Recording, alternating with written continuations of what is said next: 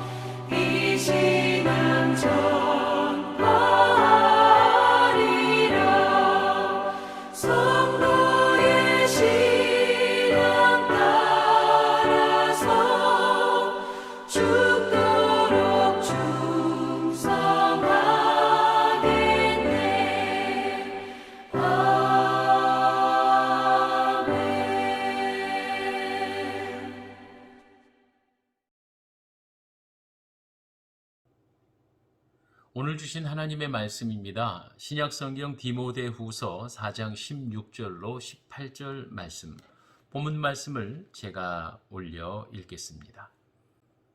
내가 처음 변명할 때에 나와 함께 한 자가 하나도 없고 다 나를 버렸으나 그들에게 허물을 돌리지 않기를 원하노라. 주께서 내 곁에 서서 나에게 힘을 주심은 나로 말미암아 선포된 말씀이 온전히 전파되어 모든 이방인들이 듣게 하려 하심이니 내가 사자의 입에서 건짐을 받았느니라. 주께서 나를 모든 악한 일에서 건져내시고 또 그의 천국에 들어가도록 구원하시리니 그에게 영광이 세세무궁토록 있을지어다. 아멘. 오늘 29과의 주제가 사명을 다할 때 강건한 삶이 된다입니다. 먼저 들어가는 말씀으로 삶의 이야기를 살펴보지요. 오늘은 강준민 목사님의 쓴 책 나를 위로하시는 하나님이라는 책에서 나오는 예화입니다. 리처드 범블란트는 결국 다시 투옥되어 6년 옥고를 치른 다음에 자유의 몸이 됩니다. 그 후에는 전 세계를 돌아다니며 복음을 전하게 됩니다.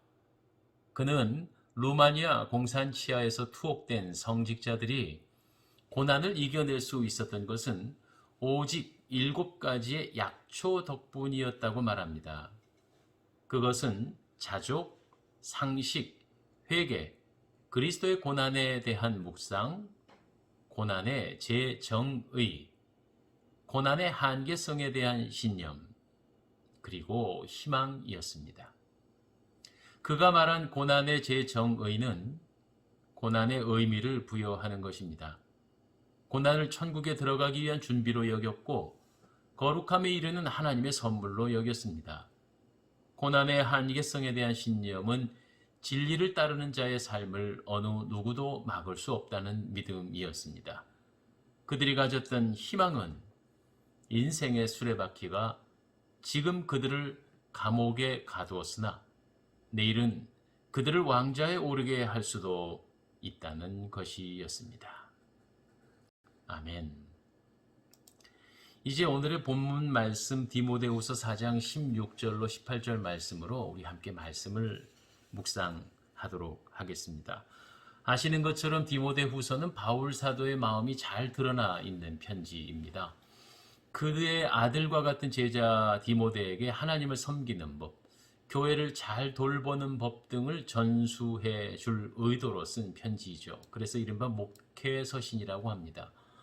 비록 바울은 몸이 감옥에 갇혀 있지만 지금까지 달려온 사명의 길을 회고하며 동일한 주의 사명을 감당할 제자를 격려하고 힘을 북돋아 주고 있습니다.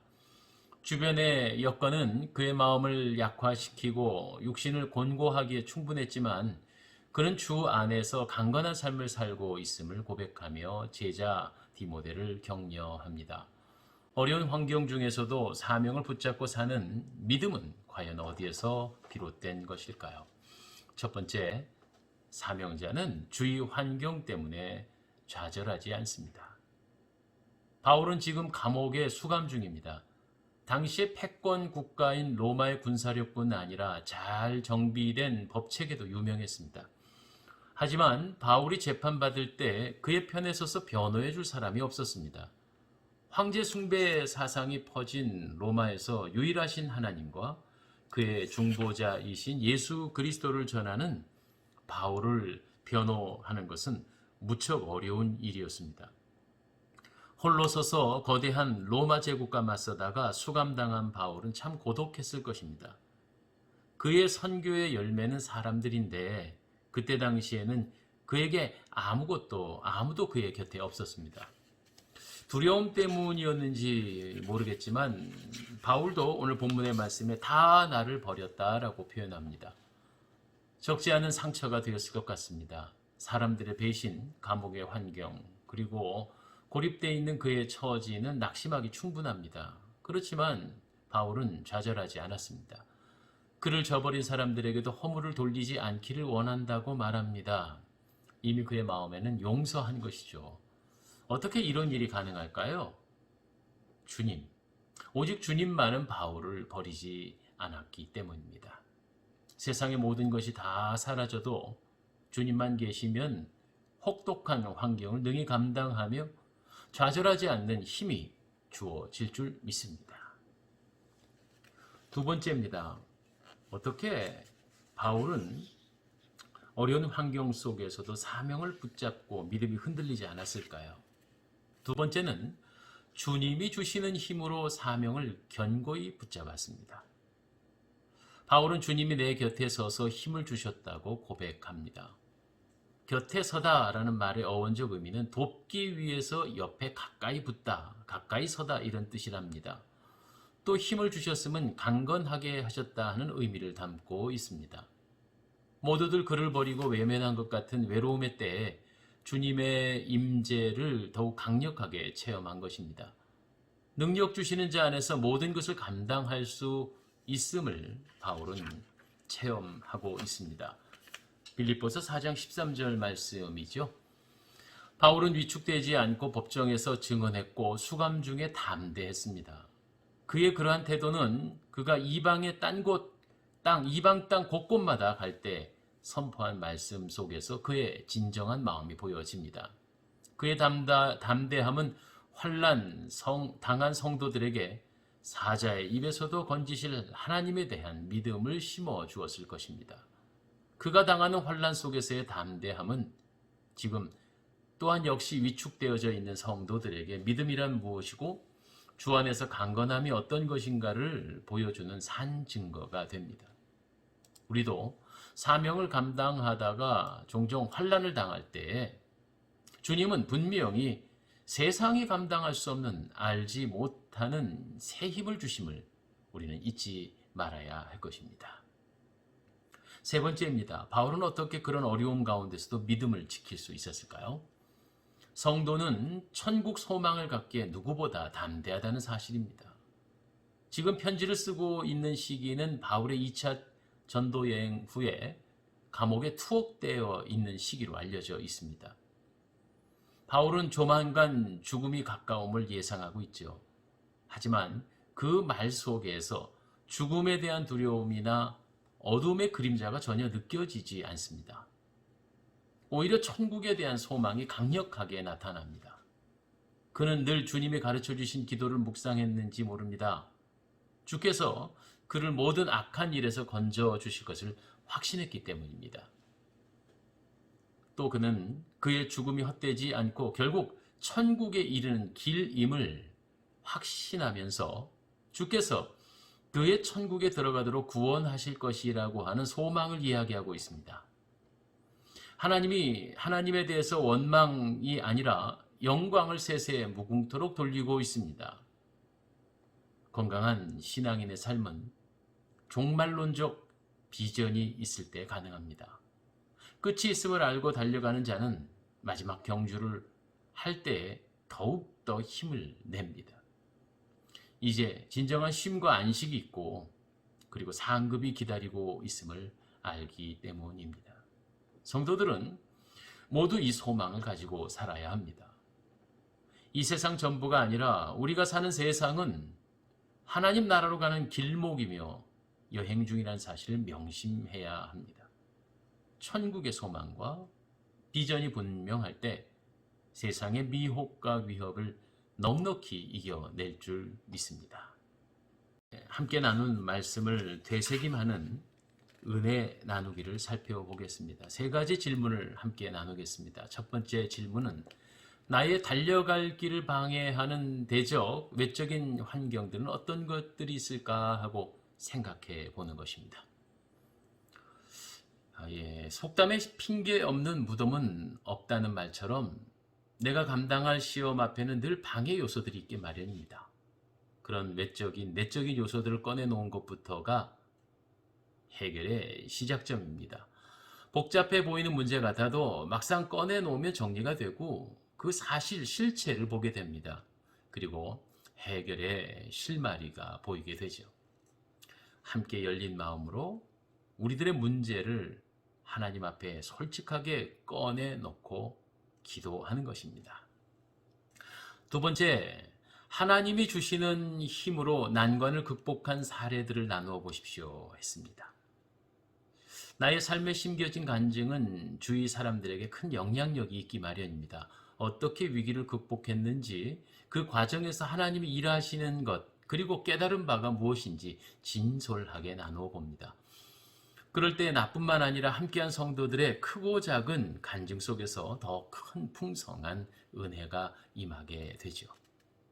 지금 가정 예배를 들으시는 사랑하는 성도 여러분, 잠시 이러한 간증거리가 있는지 자녀들에게, 부모님에게 함께 나누어 볼 수 있기를 바랍니다. 세 번째 질문입니다. 천국에 대한 나의 소망을 이야기하고 서로 격려해 봅시다. 천국은 내가 상상하는 것 그 이상 좋은 곳이죠. 서로 천국에 대한 비전을 나누다 보면 우리가 지금껏 중요시했던 세상의 모든 물질, 명예 이런 것들이 다 쓸모없다는 것을 깨닫게 됩니다. 하나님 나라는 감추어진 보물과 같아서 가장 좋은 것임을 깨닫게 됩니다. 이 소망을 자유롭게 나누며 그리고 예배를 인도하시는 가장께서 하나님의 나라에 관해서 함께 정리해 보도록 하시죠. 이제 말씀을 다시 한번 기억하면서 하나님 앞에 기도하겠습니다. 기도 제목은 크게 세 가지로 나누어 드리겠습니다. 주님이 기뻐하시는 길을 막는 방해 요소를 넘어서는 큰 믿음을 주옵소서. 범사를 주께 맡기며 하나님 주시는 힘으로 잘 감당케 하소서. 내 인생의 최종 목적지인 천국에 대한 비전으로 끝까지 잘 달려가게 하소서. 우리 찬송 음악에 맞추어 이 세 가지 기도 제목 놓고 함께 기도하시고요. 끝으로 교회를 위해서 중보해 주실 것은 우리 8월 5일, 6일 양일간 있게 되는 우리 청소년과 청년 여름 수련회. 여러 가지 제약이 지금 많이 있습니다. 함께 기도하면서 준비하고 계신데 이 양일간 우리 교회 청년들뿐만 아니라 익산에 있는 많은 교회들과 청년들이 한자리에 모여서 말씀으로 찬양으로 은혜 받고 변화되는 아주 복된 수련회가 되게 해달라고 위하여 기도해 주십시오. 기도하겠습니다.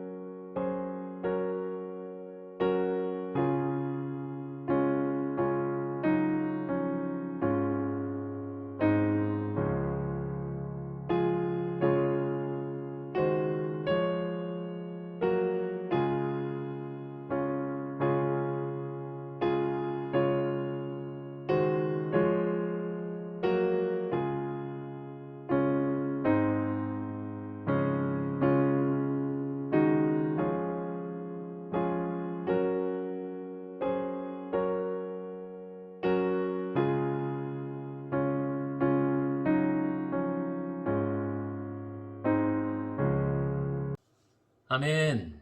이제는 헌금 시간입니다. 찬송가 325장 예수가 함께 계시니 다 함께 찬송하면서 가정예배 헌금 드리겠습니다.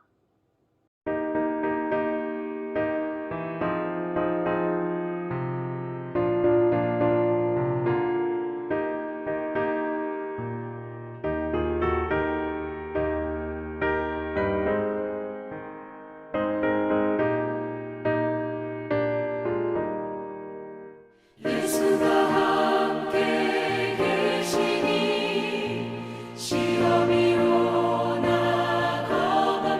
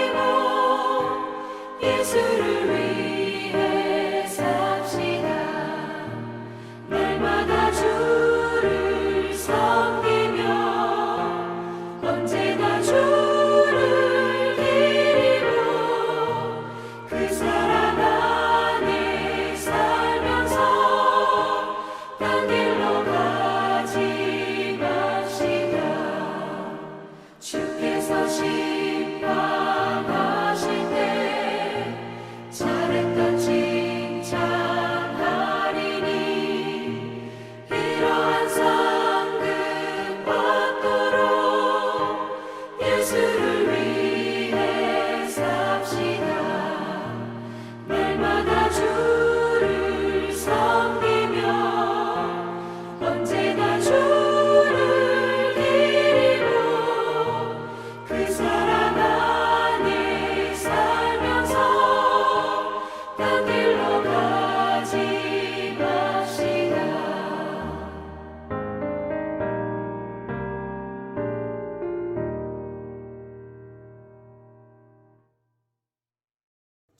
오늘의 순서를 마치겠습니다. 무더운 계절 건강 조심하시고요. 하나님의 평강과 사랑이 늘 댁내 가득하기를 기원 드립니다. 주님 가르쳐 주신 기도로 오늘 순서 마치겠습니다.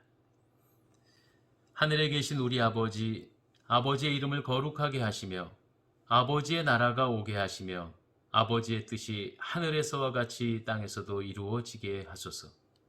오늘 우리에게 일용할 양식을 주시고 우리가 우리에게 잘못한 사람을 용서하여 준 것 같이 우리 죄를 용서하여 주시고 우리를 시험에 빠지지 않게 하시고 악에서 구하소서. 나라와 권능과 영광이 영원히 아버지의 것입니다. 아멘.